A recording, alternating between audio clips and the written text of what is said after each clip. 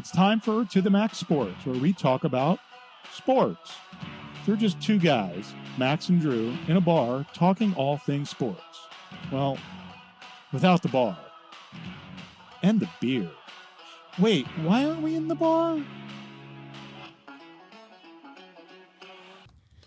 Hello, and welcome to the Max Sports. You all know what time it is. It's time for To the Max Sports, coming to you live from the Flying Whippet Production Studios, just a cannonball shot away from the Alamo. So I saw they did the Alamo up really nicely, the grounds for it, so they could do the march through. And then they're tearing it up again right now. It's like fucking Fiesta comes, and you tear it up. But there's no fighting, right? So I'll make sure. No. We beat the Mexicans like 170 some odd years ago. Send your notes to Bob. Sure. They've arrived back in force, Bob. Sure. So, couple things. One, we got Carlos back in the house, our NFL draft guru insider. We're going to analyze the winners and losers of the draft that we talked about last week. But first, this weekend, Bob, one of my favorite events of the year, the Run for the Roses, the Kentucky Derby. And it's Run for the Roses as fast as you can. Dan Good Fogelberg. song. A little bit of Dan Fogelberg song. They did the post position. So real quickly, if there's any degenerate horse gamblers out there other than me, That's redundant. let me give you my pick. My pick to win the Kentucky Derby is number 8, Just a Touch. My $2 exacta is, if you want to box these, Just a Touch, Catching Freedom, Forever Young, and Fierceness. That would be 8, 4, 11, and 17. And then I'm going to go $20 across on number 8 again. Just a Touch. Win the Derby. And if anyone is taking those bets to heart, there are a bunch of numbers at the back end of like ESPN bet commercials you might want to take advantage of. I do know someone who lost a bet last week. Who? You. How did I lose a bet last week? Well, I told you McCarthy would go no higher than 5th, and 4 quarterbacks were selected ahead of him. Well, one of those quarterbacks shouldn't have been selected ahead of him. I don't know what the heck the Falcons were doing. Shoulda, coulda, woulda. And two, my original prediction was J.J. McCarthy coming out of the national championship game. I said J.J. McCarthy in the top half of the first round. I was right. Well, there were some historic things. Yeah, out of 12 picks, 6 were quarterbacks, which was amazing. And then not another quarterback was selected until the 4th round. Right. Yeah. But that does tell you the reach teams are going for because of the importance of today's NFL quarterback. Yeah. Well, I mean, the interesting thing is, Carlos, can you kind of move the microphone a little bit so we're getting it head on for your – there we go. Talk into it. Okay. Somebody said this to me earlier today, and this is the first time I've heard it, and I didn't hear it on ESPN, so I don't know if it's true. One of the things I was hearing is about as players get selected in the back end of that first round, one of the reasons why you maybe jump up into that back end of the first round is you get that 5th-year option on a first-round pick. He said something, and I don't know if it's true, that has that been changed so it's just a quarterback now that gets the 5th-year option? No, that's actually an option that's available for just anybody. Any player in the first round. Yeah. Okay. And that's the reason why the 49ers picked Pearsall at the back end of the first round. Well, it was an intense offensive generated first 15 picks. The 15th actually went to the Colts. With the edge rusher. Leanu, I can't say his name, but that edge Latu, runner from UCLA was the first solid. One. Yes, kid's got a motor, but he was out of football. Yeah, for an medically entire year. Retired for a year. Yeah, it was a kind of a interesting take, really, for the most part. You had to go back. I mean, almost probably like 40, 50 years. This last time that a defensive player wasn't taken in the first 15 picks, which is kind of insane. And then, a lot of people talked about it. It was kind of an offensive-heavy draft. I mean, it was almost like people, are we drafting NFL players or fantasy football players right now at this point? So, but yeah, it was really interesting to see some of the options that people had available, and some of the reaches too. Well, it's a very talent-laden offensive line too that we'll talk about. But in your estimation, it's easy, quote unquote, to Monday morning quarterback, and really it's going to take 3 or 4 years to evaluate this draft class. Yeah. I think it was a very solid top 50 draft class. One of the more deeper classes. Kind of fell off after about the second round as far as what I could see as talent level. Yeah. But there were some really quality players going up as high as, well, we'll talk about it. Yeah, Was there definitely. anybody that you, any teams stood out for you? Yeah, I mean, a couple of teams really that I thought had a chance. I looked at the team like the Packers, the Commanders, the Arizona Cardinals. All of these teams had multiple picks in the top 100. And I thought one of the biggest mistakes, I think, of the draft right here was the Arizona Cardinals picking at 35. So, a couple picks after the end of the first round, you have a chance to really get another elite player to add to Marvin Harrison and Darius Robinson. And I feel like they had a chance right there at 35 to have their pick of the litter as far as, some of the cornerbacks that fell out of the first round. You talk about Cooper DeJean, Kool-Aid McKinstry, and they also had Johnny Newton out of Illinois available for them, but they Quinion decided. Mitchell? Yeah, Quinion Mitchell went in the first round. That's but right. Yeah, I just felt like at pick 35, the Cardinals decided to trade back 8 spots to collect another third round. They had 4 picks in the third round. I don't know why you add another third round pick when you could take a really good player that can play for you right away. I thought that was a big miss there. Even with the Commanders too, they had a great pick in the second round. Like I said, a lot of talent fell, especially the wide receiver position. So much value, second, third, fourth round. Love to see that. I will argue with the Cardinals. I put a star beside their pick. Yeah. I think if I had to pick one future Hall of Famer, if he stays healthy, out of this entire class, I love Marvin Harrison. Yeah. And the talent that guy brings to the field. So as I'm looking at the second round tracker, is this the first time in draft history we had 3 players selected, each with an apostrophe in their first name? So we have number 36, Jerzon Newton, number 37, Jalin Polk, and then number 38, Tavondre Sweat. Yeah. Yeah, You gotta love the and names. then the during hyphenated draft. first name, Kool-Aid. And then Kool-Aid McKinstry. Wow. Unbelievable. Who else do you think was a hit?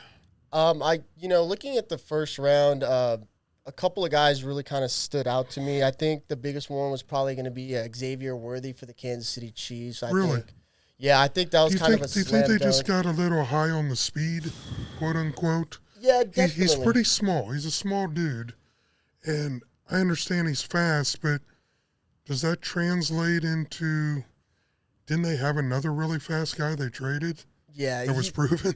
Yeah, definitely. The thing about the wide receivers, especially these speedsters, you go back to like John Ross, you make this connotation about, these are guys that have track speed trying to play football, but I think Xavier Worthy is a little bit more complete as far as a wide receiver. Really tough, really good route runner. I think he's kind of closer to a Marquise Brown, who they already have on the roster, and I think that's going to be a good, like a role model for them moving forward. And then they must have liked him because they traded up to get him. Yeah, and you look at the Chiefs, not a lot of holes on the roster, so this is kind of like a really boom or bust type of pick. But I'm okay with the gamble of that pick because you think about what could happen with Patrick Mahomes. It's got to be and dynamic. Kelsey just got an extension a couple hours ago. A 4.21 40. Yeah. A vertical of 41. And a broad jump of 10 feet 11 inches.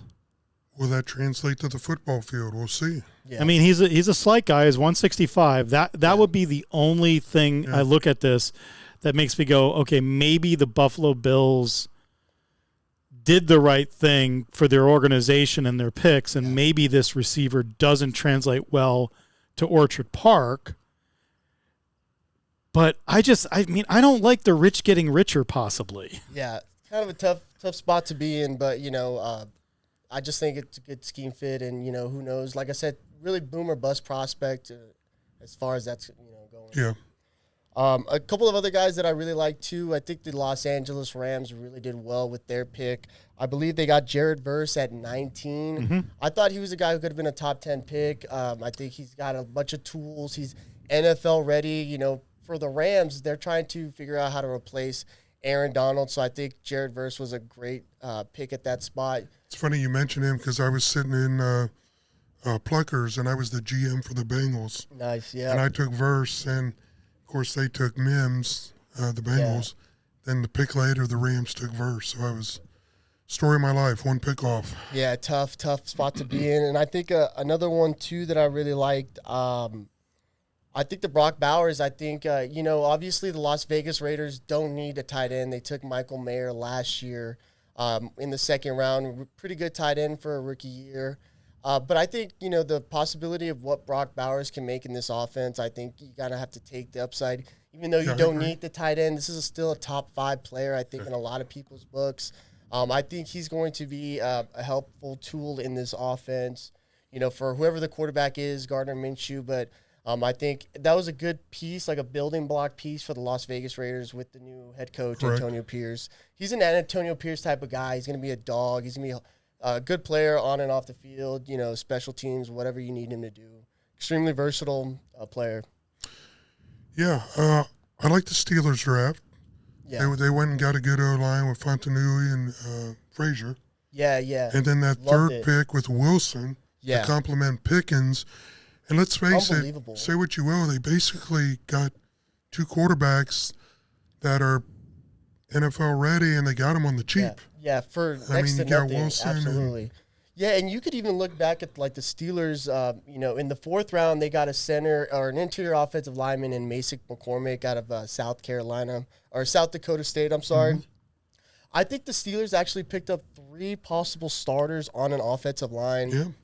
And I think that fits so perfectly with what Arthur Smith wants to do. He wants to rebuild that offensive line. What he did in Atlanta, he put together a really good offensive line that was consistently dominant in And the then run never game. used his running game. Yeah, exactly. So, say what you will about Arthur Smith not being able to use the talent, but he does know how to build an offensive line and a run game. But he's going to be the guy that's going to get your package to you overnight, no fail, because he's going to call daddy. Yes. Guaranteed Just saying. deliver here, Exactly. Same day shipping type of thing. So I think, that offensive line's ready to go. 3 new starters on the left side of that line. Troy Fatanu could play multiple positions. So Okay. I love that. Okay. We brought up Atlanta, sort of, backhanded with Arthur Smith. What the hell? Jeez, man, what an introduction for like Raheem Morris and this new regime like coming in. I like the thought process. It was okay for Jordan Love when he was a 25th I'm pretty sure that pick. was Arthur Blank's phone call too. What the hell? Yeah, exactly. Trying to explain that, you know what I mean? We all saw the memes. Tough. Come on. Come on. Here's what doesn't. No. The general manager did not make that call. And then the owner was like, "Hey, what did you just do?" No, you don't pick a first rounder without going to the owner and going, "This is where we're going on this." Yeah, exactly. Well, they made a reach in the second pick too with Amor Kimura. yeah, Okamura. Yeah, And they're saying he was a bit of a reach. he was a bit of a reach. So just like they wasted their season last year, and I thought they had a really talented team. I had them as one of the worst Yeah, it drafts. just Didn't make sense. You got Cousins, you sign him to $180 million. Apparently, they're calling him 2 minutes before. While picked he's Penix. at a draft party for the Falcons on the stage. On the stage. And, okay. I can understand going up and taking a top 6 quarterback and having a backup to Cousins. I can kind of be okay with Yeah, that. you I can definitely- be okay with that. 2 problems. One, yes, it's $180 million, but $100 million of that is guaranteed, 90 of it over the next 2 seasons. So this guy is probably not going to see snaps under center in the regular season as a starter unless Cousins is hurt for probably 2 seasons. At which point, He's going to be collecting Social Security. He is so old. Well, he'll be 27 years old. Yeah. He is injury prone. I really had this guy falling to the second round, possibly maybe going to the Raiders if he had stuck around that long. So I was totally shocked with the pick. Maybe they're looking at it as a Jordan Love kind of scenario. Yeah. But Well, let's face the fact, if Cousins plays well and doesn't get hurt, this kid's going to be 26, 27 years old before he takes a snap, and will he want to stick around yeah, as an understudy? but I want to tell the Atlanta Falcons a little secret. While on the board to pick Penix, you left a quarterback on the board who just beat the crap out of him in the national championship game and made Penix, and that Michigan team made Penix look foolish.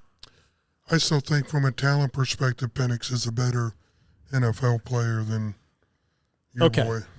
I will buy you dinner Well, you already at owe me a pizza. Morton's. I will buy you dinner at Morton's. No, I don't. I will buy you dinner at Morton's if the career stats of McCarthy don't exceed those of Penix. Well, he's going to have a head start, obviously.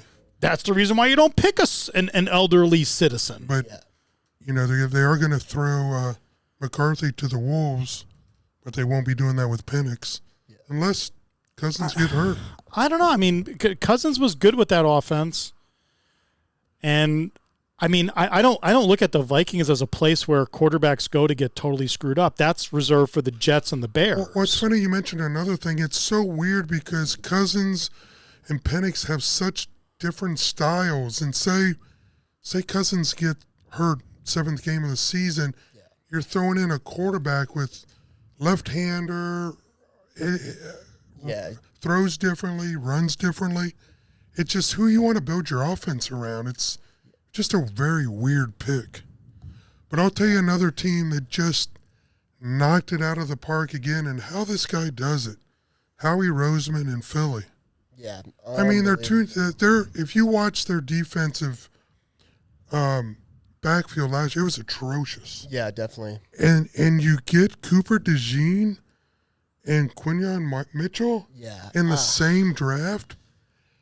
How do they fall in place for Roseman? And then he just finds these guys. Yeah. And they're there for the taking. I thought the thing that was really interesting, too, is for Howie to make that move, trade up, and then get Cooper DeJean, and then you kind of saw a little bit of a run on the cornerbacks. I believe there's 4 in a row. Yeah.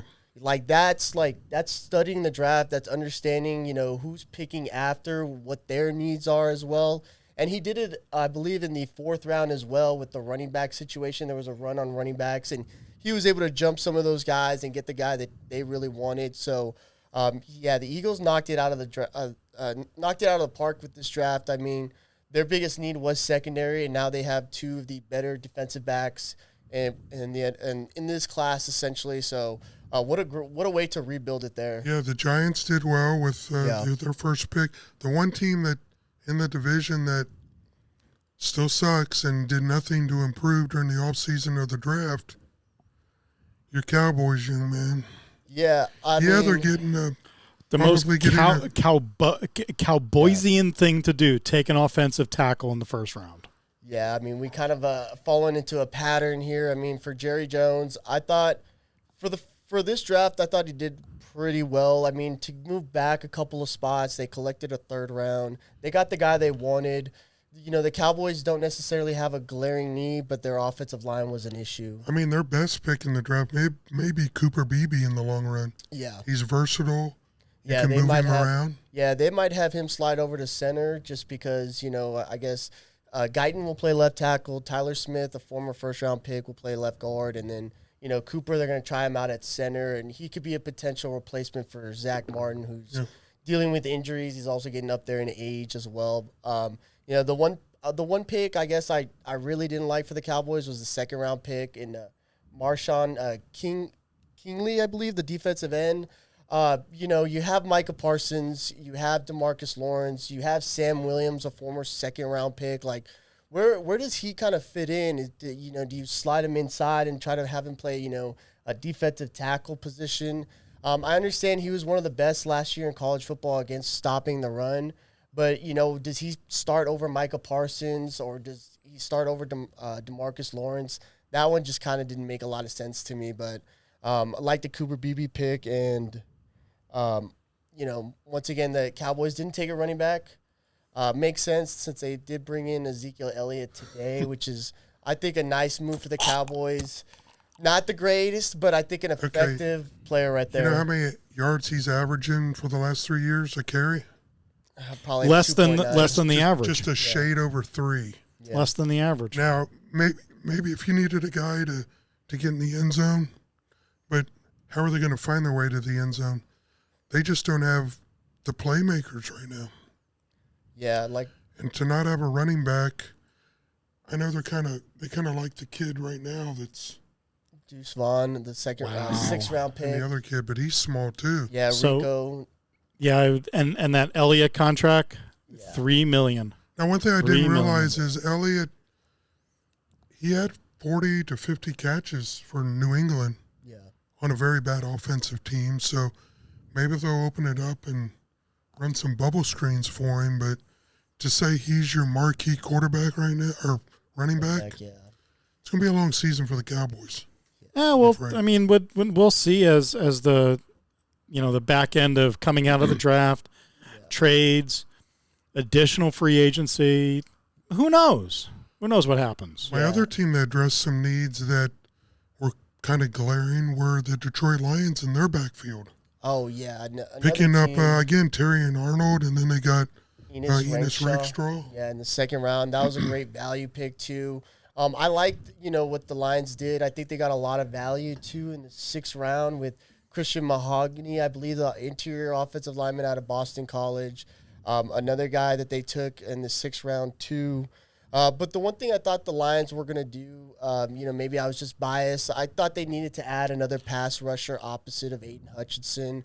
You talk about, wanting to get after the quarterback, making game-changing plays. Like, you need that disruptive guy. And, I don't know if Marcus Davenport, former UTSA product, is going to be the answer. He's really good against the run. But, all in all, I think the Lions did really good again, nailing the draft. Trivia question for you guys. More people attended the draft in person than live in Detroit. True or false? True, I think 275. Well, Detroit proper? The city of Detroit, by according to long- the census. Well, I know 275,000 were there. No. 700,000. Over the course of the. Yeah. Well, people are leaving inner city Detroit in droves, but probably more people attended. More people. The population of live there. Detroit, 620,000. Jesus.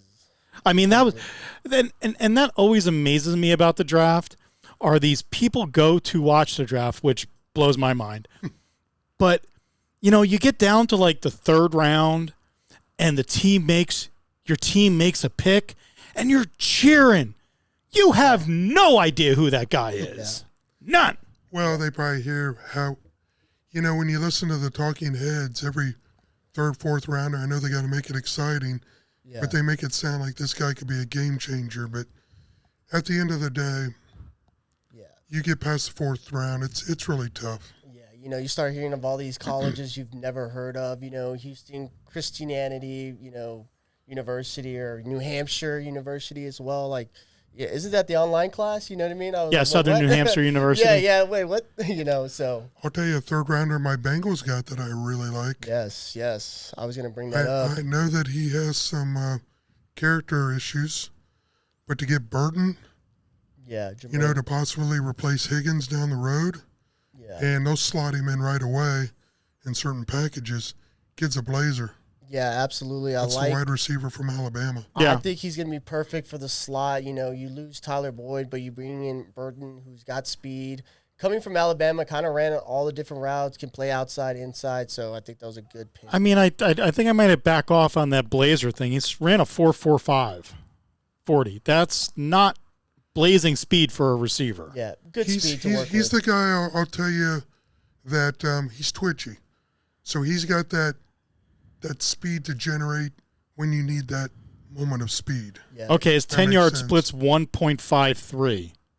That's also slow. Quit pushing back, Bob. The guy was a steal at 80. However, his broad jump is 11'1".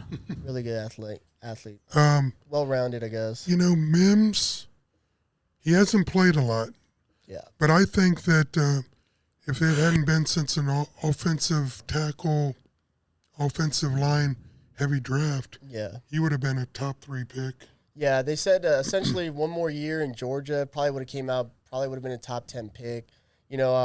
All in all for the Bengals, to be quite honest, I thought they should have gone big. I talked about this last time. I thought they should have tried to make a move to move up to get a guy like Brock Bowers. I think you need a guy who can help you right now, and Mims might not even see the field his first year.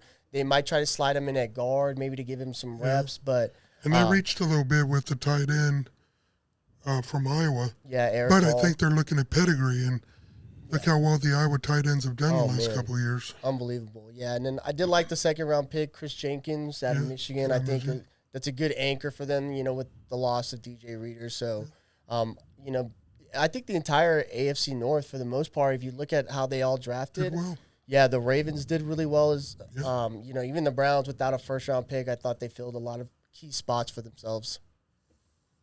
I agree. Any other musings on the draft? I pretty much covered.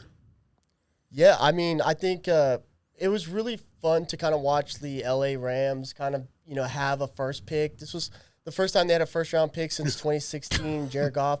And what they did 2016. Jeff Fisher was the coach. Yeah, exactly. It's just kind of crazy to see how good Les Snead did in this draft. I think in the first round getting Jared Verse, in the second round they get his teammate from Florida State, Braden Frisk, who I think is going to be a nice little addition to that D-line. They get Blake Corum out of Michigan in the third round. Guy who's just going to go to work every single day. That's what the Rams love. And then in the third round, they also got Cam Kitchens out of Miami. Not going to wow you in the combine stats and stuff like that, but he had 11 interceptions at Miami, so he's a good player. I think he's going to be a nice fit for them. The Rams have done a really quick rebuild. Yeah. Oh, man. Considering the draft capital they gave up. Yeah, and then, they for Stafford a couple years ago. Yeah, still had a couple picks late in the rounds that, I think are going to be really good players and stuff like that. So, all in all, I like what the, most teams did. A couple teams that kind of just, head scratchers. I think we talked a lot about the Falcons. I think the Tennessee Titans, 7th overall with C.J. Latham. I think that's exactly the need they had at the offensive line, just maybe a little too rich for me. He could be Alex Leatherwood, big body guy who just can't seem to find himself in the NFL. But, just another pick. I was kind of, I thought they could have moved back, collected a couple of draft picks, and, continue to build the roster there. Well, I will say that the young man from USC has no excuses because they have just gotten so deep now. I don't know. He has one really, really good excuse. It's the Bears. It is the Bears. But listen to who he's got to throw to now. Jeez. Moore, Keenan Allen, Jared Everett, and then Cole Kmet. You still have DeAndre Swift. And then the kid they drafted, Rome Odunze. There's just no excuses here. They might have the most. Suddenly, the Bears may have one of the most talented receiving corps in the NFL. Yeah, I definitely think you can argue that. It's we're still gonna have to wait and see how everything kind of you put everything together. There's obviously only one football, so how we're gonna divide up some of these passes and stuff like that's gonna be interesting for the Bears. Well, we'll see what happens. The Bears have never had a quarterback throw over 30 touchdowns in a season. I can believe that. Yeah. Name me a good Bears quarterback. Yeah. I'll name you the funnest one, Jay Cutler, for sure. Is the biggest head case. Yeah. No, they do have head case quarterbacks. The best thing about Cutler wasn't his play on the field; it was his cameo in the league. Yeah. Also too, Rex Grossman for the great name. Rex Grossman. You know what I mean? What a football player. Yeah. Well, we'll see how it all finishes out at the end. Yeah. Until next week, folks, again, take my Derby pick just a touch and take our draft analysis for what it is. Just a fun time to try to find out who we like. And, the good part about this is we'll know 3 or 4 years from now. Yeah, we'll find the next big stars here pretty soon. Until next week, folks, OH. Peace out.